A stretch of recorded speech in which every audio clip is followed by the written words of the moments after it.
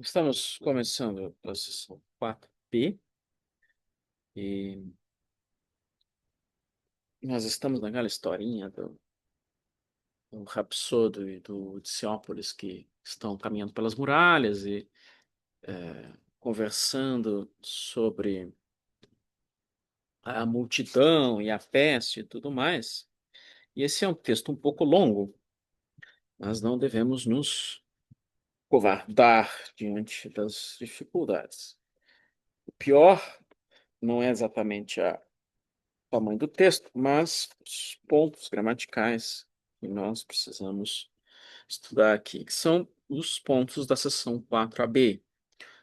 Certos substantivos da terceira declinação, como pragma, pletos, polis, presbis e asti, adjetivos do tipo elpron, pronomes indefinidos e negativos como tis e udes, e o particípio presente, que talvez seja o mais complicado, do verbo ser, que é on.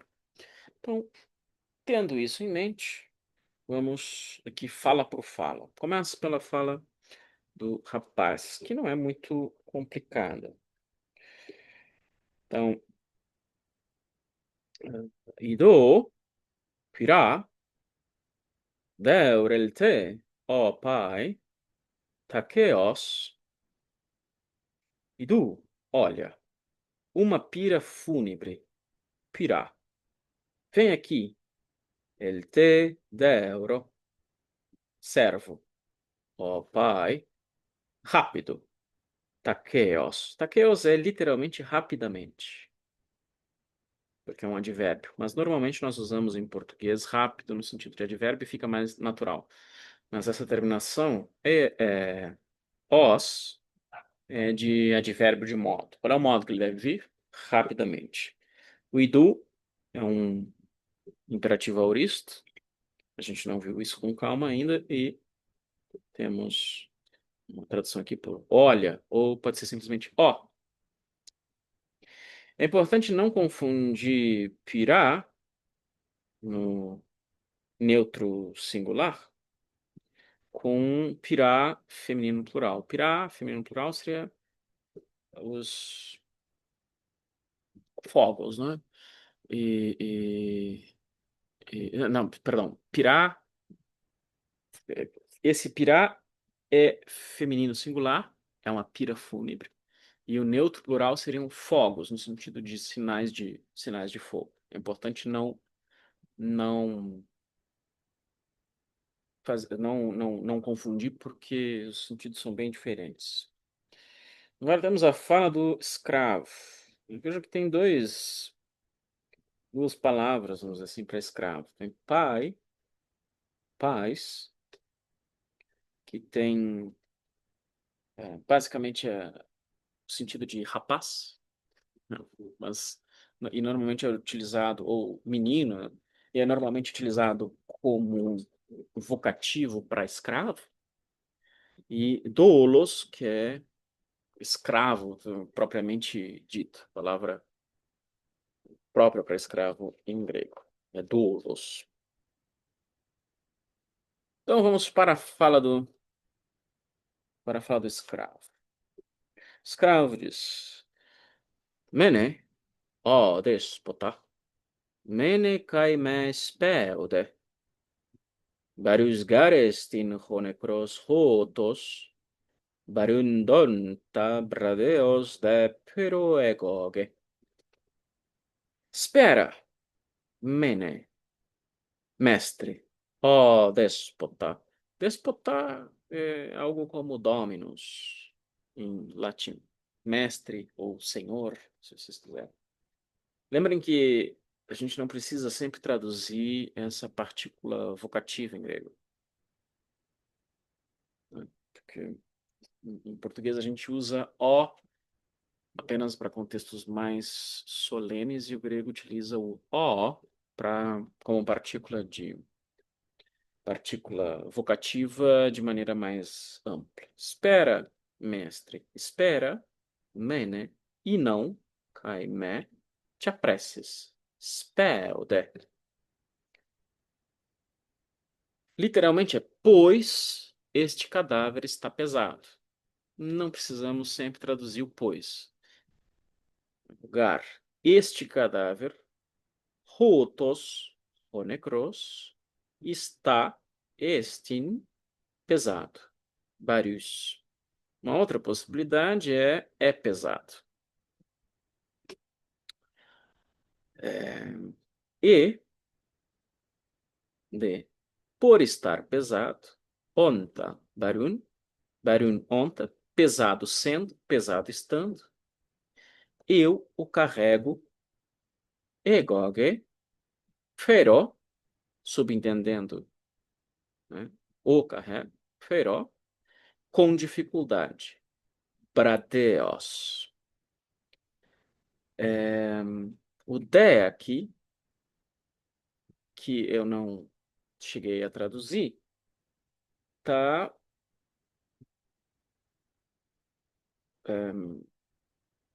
dizendo que isso aqui é evidente, baseado no que foi dito antes. Então, eu estou dizendo que por estar pesado, eu, evidentemente, eu então o carrego com, com dificuldade. Na verdade, com dificuldade, a melhor tradução aqui seria lentamente, né? Que bradis é lento. Então, seria algo como lentamente. E o de ou faz essa função que eu acabei de dizer, ou simplesmente está reforçando a lentidão, no sentido que é realmente de maneira lenta que eu carrego. O Diceópolis, chocado, ouvindo isso, diz: Tipes, Necron tinaperes, o que estás dizendo? Tipes, esse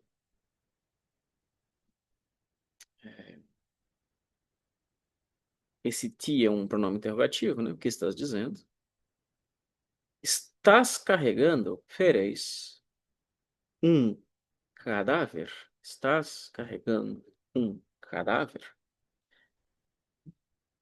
E o rapaz, que é o mestre, ignorando Diciópolis, diz pro servo: Agenun, ó pai, epibale ton negron epiden pyrantauten. Vamos. Age, nun. O nun aqui não é exatamente agora. Funciona como uma espécie de partícula que essa partícula pode ser traduzida para agora, mas não é um agora temporal, vocês entendem? É um agora no sentido agora vamos ver, não quer dizer, o agora não tem necessariamente o sentido de que algo está acontecendo agora. É antes algo, um modo de falar, né? Então, Agenun, vamos, servo, ó pai, joga o cadáver sobre epíbale ton necron. O epíbale, balo, é jogar, e o epi é sobre. Então, a ideia de jogar sobre é bale epi. Então, jogue o cadáver, ton necron, sobre esta pira. Epi tauten tan piran. Então, vocês veem que a preposição que aparece aqui é a mesma que aparece aqui. Isso é muito comum em, em grego. Proserko, mai pros, epivaino, epibalo, etc., etc. E a fala do Diciópolis, que dá um passo adiante chocado e diz: Alla ti poiete, me poiete toto proston theon paueste. Mas, Allah, normalmente, o Allah tem uma função de introduzir uma pergunta indignada. Ah, mas o que te estáis fazendo? Poiete. Não façais, me poiete, tudo isto. Pelos deuses, pros theon,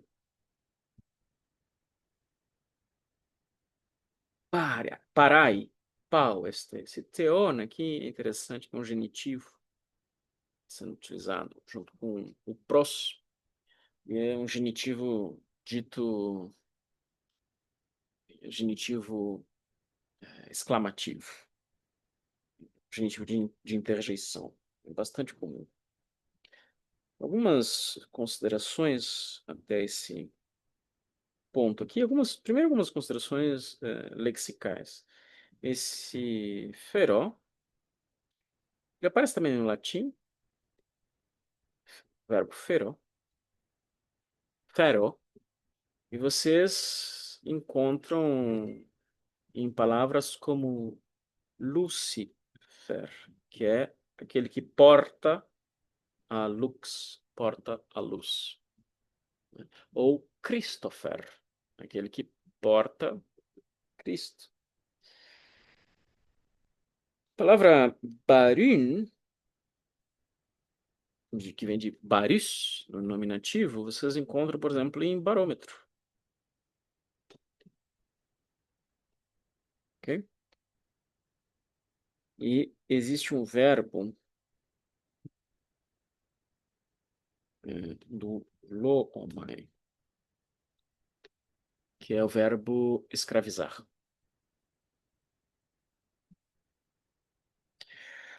Mas o que mais nos interessa aqui são os particípios e os pronomes indefinidos e interrogativos. Nós temos um particípio aqui. Vejam que se trata de um particípio acusativo singular masculino. Então, essa construção participial está introduzindo alguma informação sobre algo que está no acusativo na oração principal. Qual é a oração principal? É, é, Bradeos de Fero egoge. Só que nessa oração principal não temos o objeto expresso. Isso é bastante interessante. Porque o que nós estamos subentendendo em Bradeus de Pero egoge é ton necron, que nós precisamos subentender a partir da oração anterior. Então, esse onta, que é um, um particípio, precisa de um sujeito que esteja no acusativo, só que esse sujeito no acusativo está elidido como objeto da oração principal. Então, barindonta funciona como um particípio circunstancial, ou seja, funciona como um adjunto adverbial. Se eu tirar ele, ele não tem um impacto na sintaxe. E o seu referente é um elemento que está elidindo na oração principal, que é Bradeus de Fero egoge. O que, que ele ferei, ton necron. É o ton necron que está sendo retomado pelo onta. Então, nessas coisas vocês têm que prestar muita atenção. E aqui nós temos a ocorrência de alguns pronomes ti, tis, que podem ser interrogativos ou indefinidos, a depender do acento. Então, Aqui temos ti, aqui temos tina, hum? Aqui temos ti novamente.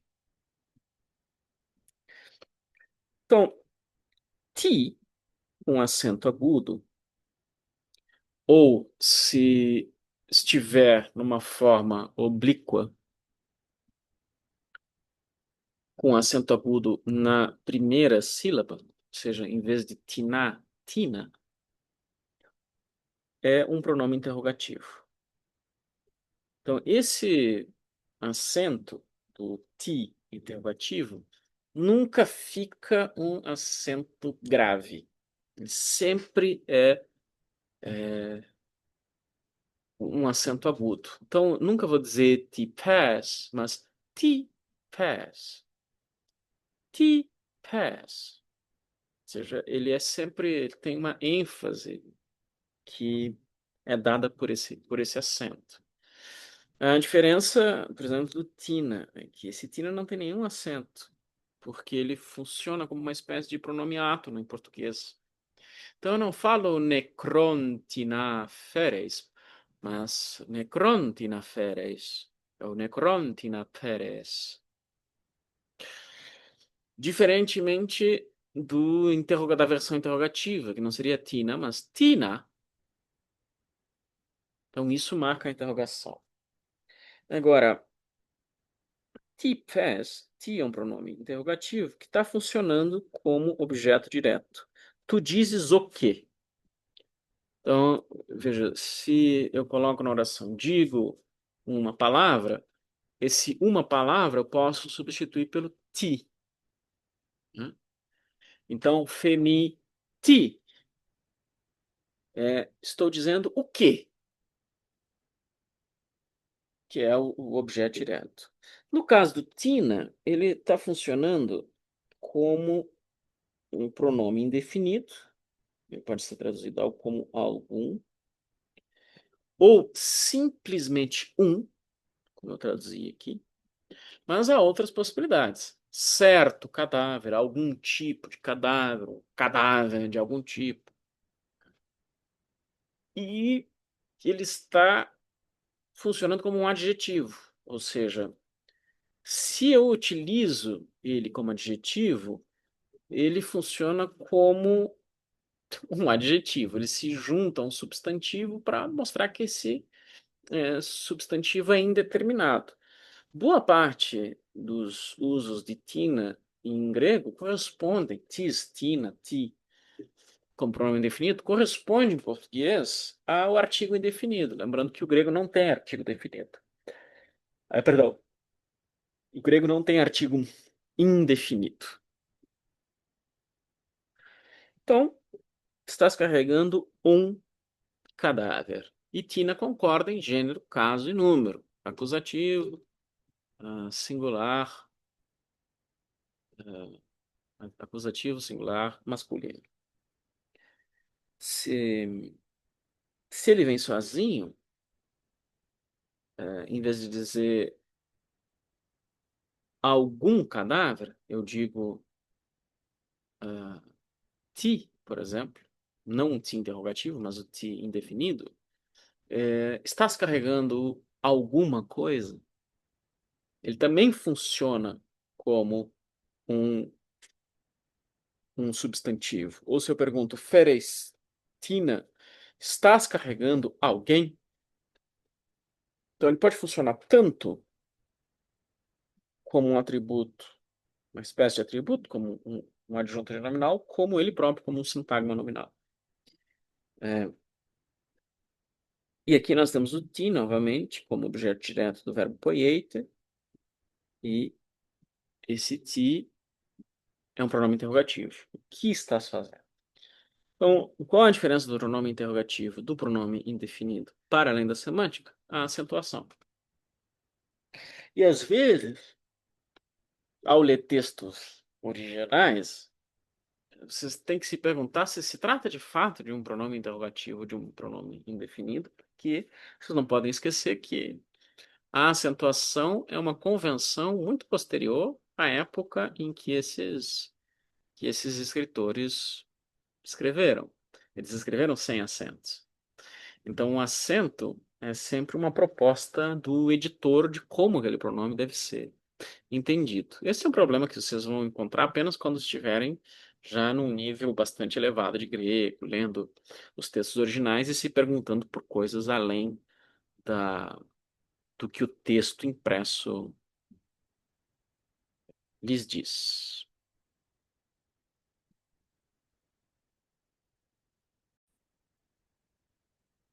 Então, começando da linha 10, temos a fala aqui do rapaz que se vira frusco de Teópolis e agride Teópolis. Então, ele diz o seguinte: Me colue, ó anthropé, não impeças, me colue, homem, ó anthropé. Esse vocativo aqui está sendo usado num sentido bem derrogatório, né? Não está sendo no sentido, não está sendo utilizado no sentido como ó Andres Atenaio, no início da apologia. E essa agressão que ele faz é algo muito grave, porque uma diferença importante entre escravos e livres e cidadãos em Atenas é que os escravos podiam ser punidos fisicamente, os cidadãos não. E a punição,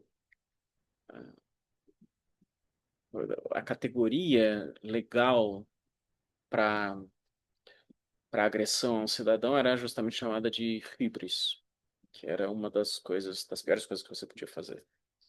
E é justamente aquilo do que o Dicéopolis vai acusar e corretamente o rapaz. Então, Dicéopolis diz: Ó mire, tipteis seme politenonta, ó tes hybrios, me typte, imundo, ó mire.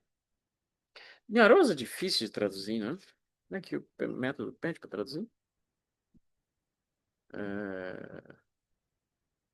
Tem aqui. Impuro, sujo. Eu traduzi por imundo, que me pareceu um bom xingamento. Imundo, mire, estás batendo em mim, tipteis, eme, mesmo eu sendo um cidadão, politen onta, é, ou simplesmente né, bates em mim, mesmo eu sendo um cidadão. Que agressão! Ó tes híbrios, não batas. Met typte, não, typte. Pode ser bater, agredir, golpear, typto.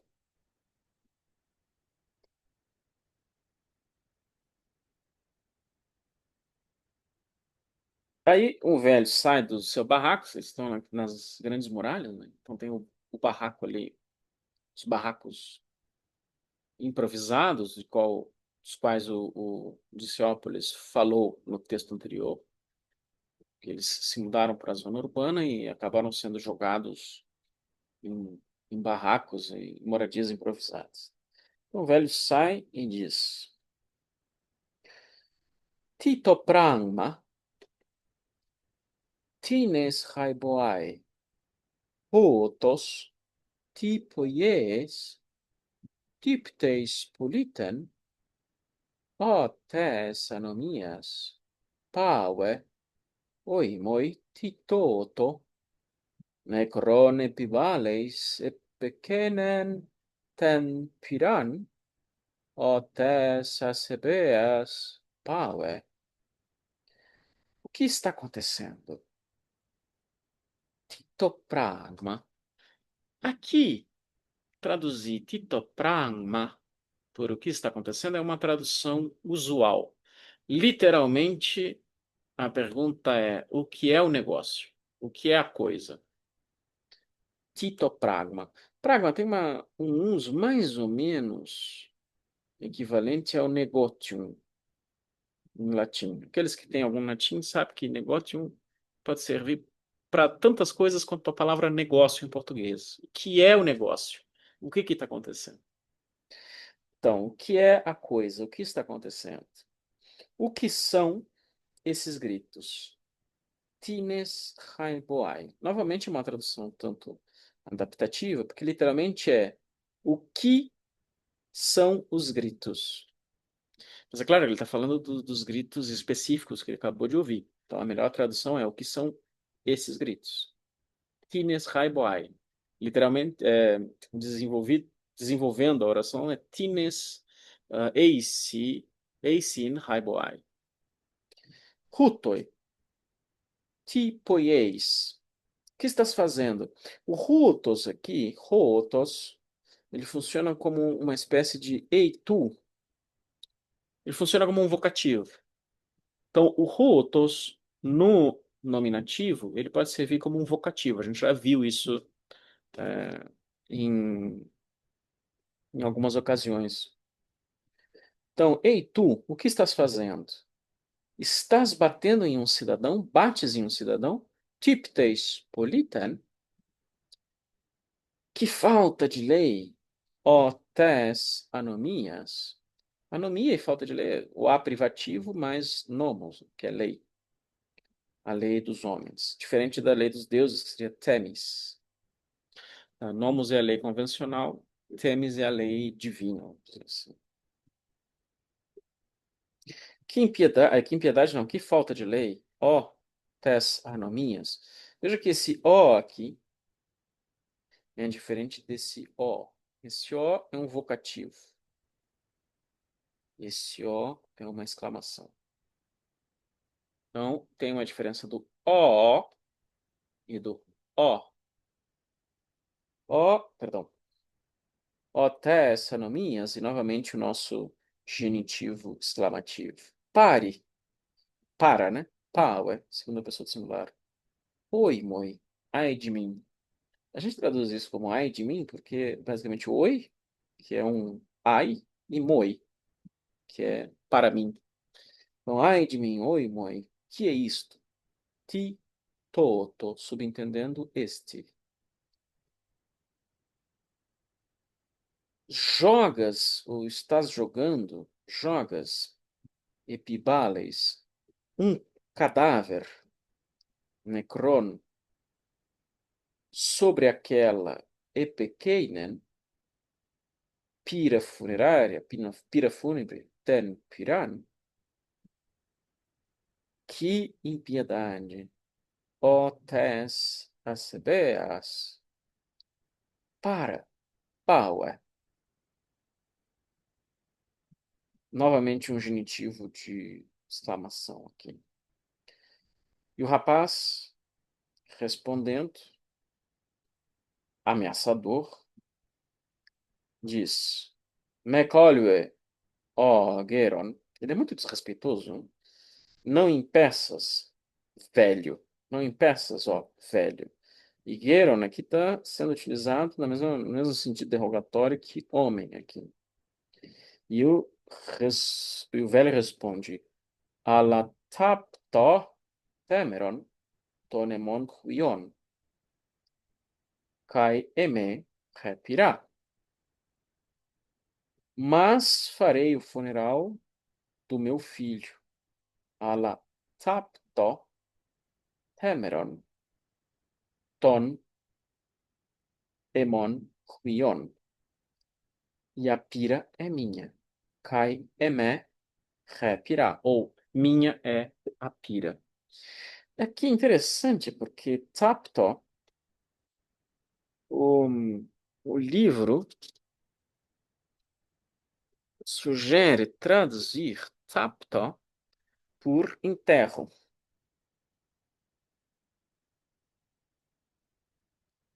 O que é uma ideia um pouco estranha, porque ele vai cremar o filho. Depois ele vai enterrar. Normalmente você enterra os ossos. Mas ele vai cremar o filho. E tapto não serve apenas para o enterro. Serve para os ritos fúnebres. Tacto tá em português na palavra, por exemplo, epitáfio. Tapto, de onde vem tapos, que é a, a lápide, o túmulo, coisas assim.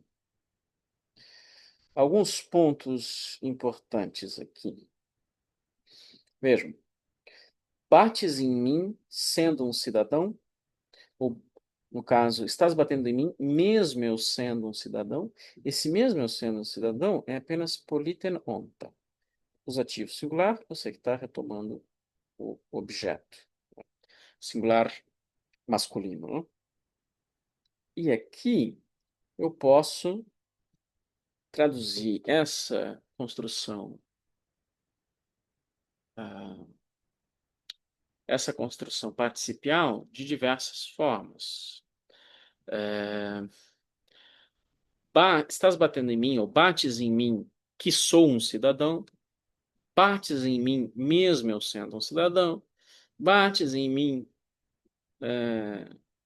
por eu ser um cidadão, tudo isso pode ser tradução do particípio circunstancial. Novamente, é circunstancial, politenonta, essa construção, porque eu posso tirar e a sintaxe não se vê afetada. A construção da frase continua gramatical. Só que eu preciso sempre ter um, uma atenção sobre o que exatamente esse particípio está fazendo aqui em termos semânticos. Se a indignação que motiva a pergunta você está batendo em mim mesmo eu sendo cidadão? Porque eu sou um cidadão? Embora eu seja um cidadão? Por eu ser um cidadão? Tudo isso é possível. E a determinação do sentido próprio vai depender do contexto. Né? É,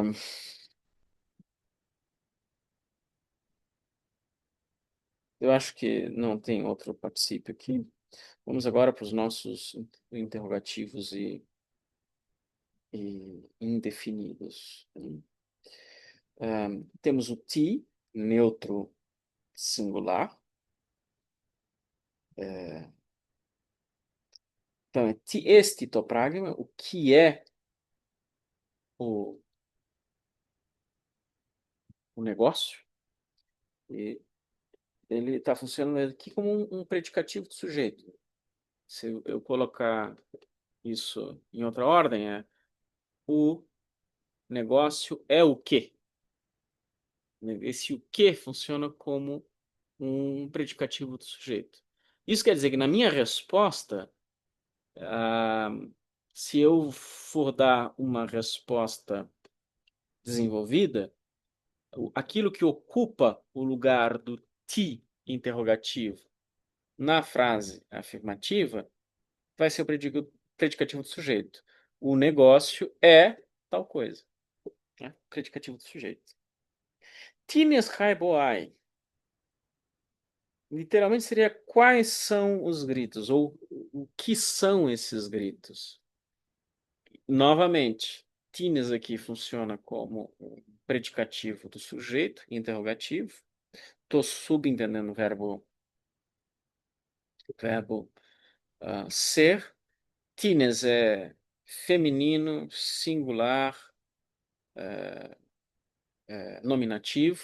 Lembrando que o masculino e o feminino têm as mesmas formas dos pronomes interrogativos e indefinidos.